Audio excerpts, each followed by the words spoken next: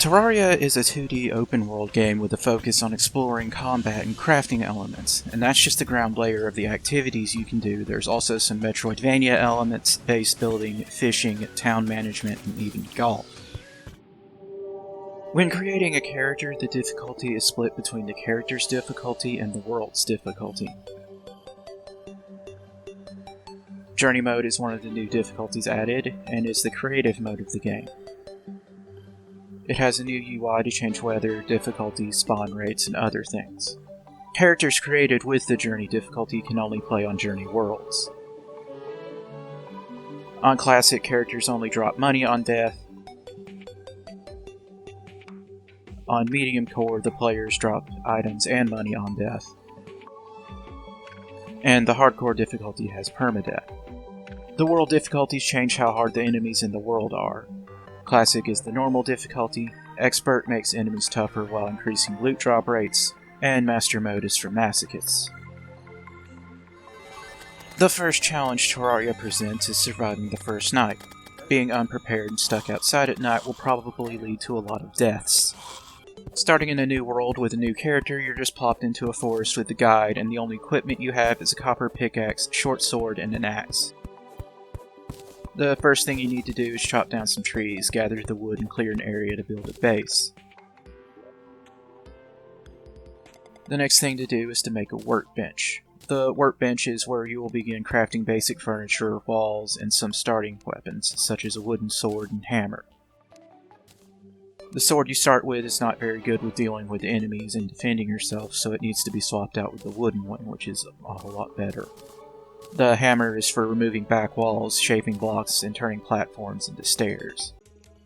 For a structure to be considered an appropriate home, you need to have placed background walls, one flat surface item, one comfort item, and a light source.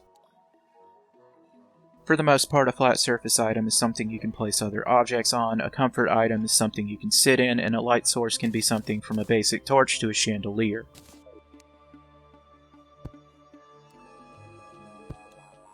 If you're unsure what you've created is considered a home, there's an option in the inventory menu that will tell you what is missing. There are many different NPCs or villagers with different functions. The guide is the in-game crafting encyclopedia and hint system. If you take a crafting item to him, he will tell you all the items you can make from it and what crafting station to use. He also has some tips for progressing through the game, like what areas you should explore or what is needed for attracting new NPCs to your world. The NPCs require that certain milestones have been achieved before considering moving into an empty house. For example, you need to have a certain amount of money for the merchant to want to move in, or you need to find explosives for the demolitionist to show up. The town management aspect of Terraria comes from keeping the residents of a world happy. Happy NPCs will offer discounts on what they are selling and will sell pylons for the biome they're currently in.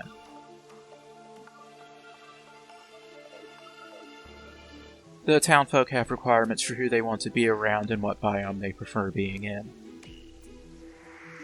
If there are too many other NPCs around, or if one NPC dislikes another, that will make them unhappy. Pylons are a new way to get around your world faster. The pylons require at least 2 NPCs nearby and that there's no ongoing event or boss fight taking place.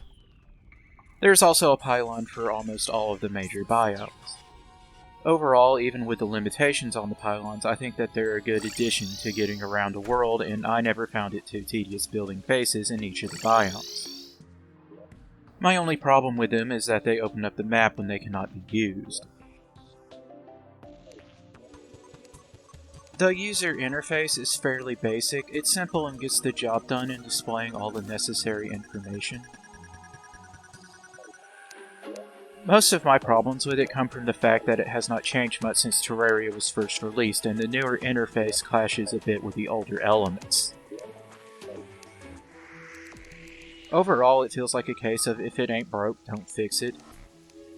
The crafting menu could use some of the newer features from the bestiary, like the filters and search bar.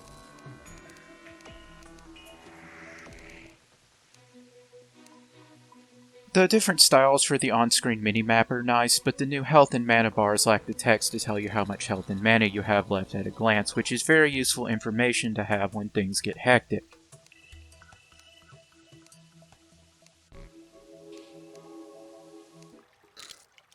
The different biomes in Terraria each have their own different challenges and rewards.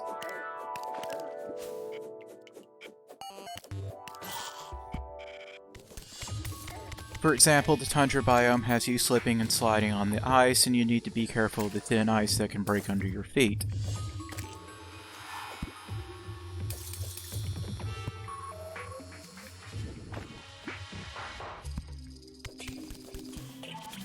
Or the jungle biome that is filled with plants and bees that want you dead.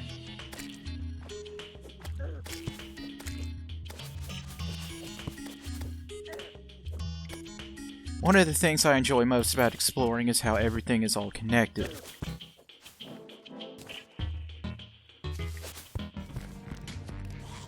Another thing is how the underground cave and structures never feel like they are copy-pasted around the environment. Even when you get to the underworld and they're just giant underground buildings sticking out of the lava, it never feels like I've been there before. Then after defeating a certain boss, the whole world gets changed when you unlock hard mode, and then you get to experience old areas in a new way with different and harder enemies. Crafting is how you will obtain most of the items used in Terraria. You'll be making furniture, potions, trinkets, weapons, and armor. It's mainly done at one of the many different crafting stations. The crafting stations can be made, found in the world, dropped from bosses, or bought from merchants. Some of the crafting stations can be upgraded like the forge and anvil. Also, you can craft from chests as long as you are near the crafting station used in making the item when you have the chest open. Terraria's combat is also basic. At the start, you basically use what you find or make to get by, but by the time you get to the hard mode ores, you're expected to go down one of 4 specialized paths or classes. The 4 classes are a melee or tank class, a ranged weapons class using guns, bows, or explosives, a magic user, or a summoner. There's a nice variety in the weapons and spells to choose from. The problem with the combat is that by the end of the game, you're just pointing your mouse at an enemy or locking onto an enemy if you're using a controller, and just holding down the attack button. The best way to deal with oncoming attacks is not to get hit at all, or just be able to heal through all of the damage.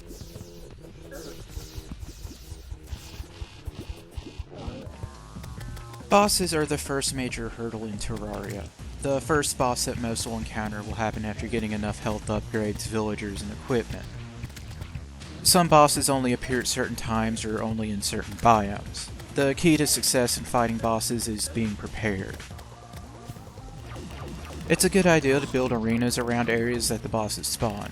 For the most part, just having wooden platforms around helps in maneuvering around boss attacks.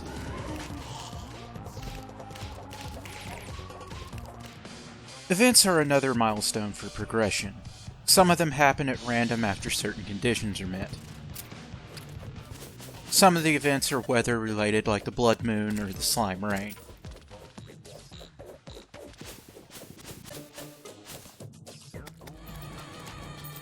And the first boss style event you can come across is the Goblin Invasion.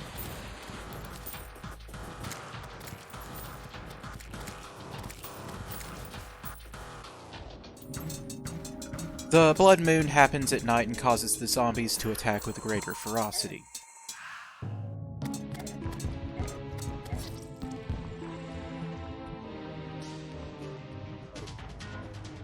There's also the Old One's Army event, which is essentially a tower defense mode.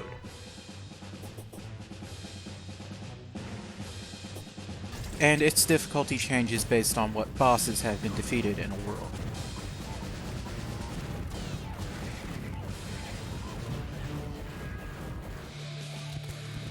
The 2 seasonal events, the Pumpkin Moon and Frost Moon, have a goal that is either to survive the night or to make it to Wave 15.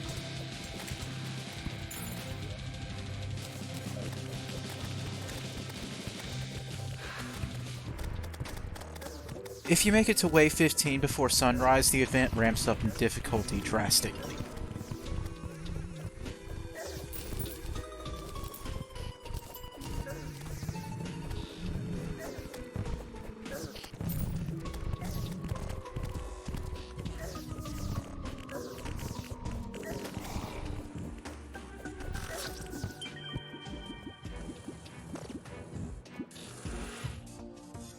Golfing is the newest activity introduced in Journey's End.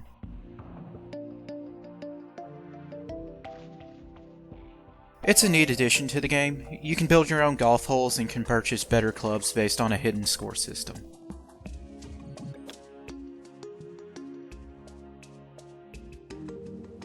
I feel like the starting set of clubs work well enough and wish that getting better clubs was just a cosmetic upgrade over a progressive upgrade. Fishing is another activity in Terraria. Fishing is also the only activity that has quests associated with it. After finding and giving the angler a place to stay, he'll ask you to go out and find a specific fish in a random biome in your world. This task can be repeated once every endgame day. There are a number of things that determine what you are able to catch while fishing. The biggest factor is how much liquid you're fishing in. It differs based on whether you're fishing in water, honey, or lava.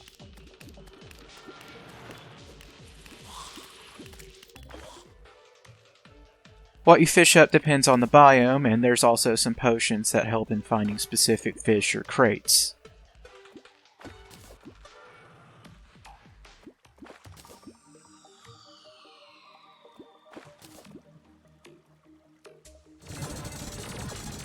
I recommend getting Terraria if you don't have it already. Whether or not this is the final update for the game is something only time will tell. But overall, I enjoyed my journey through Terraria. I'm looking forward to when T-Mod Loader gets updated and trying another Calamity playthrough.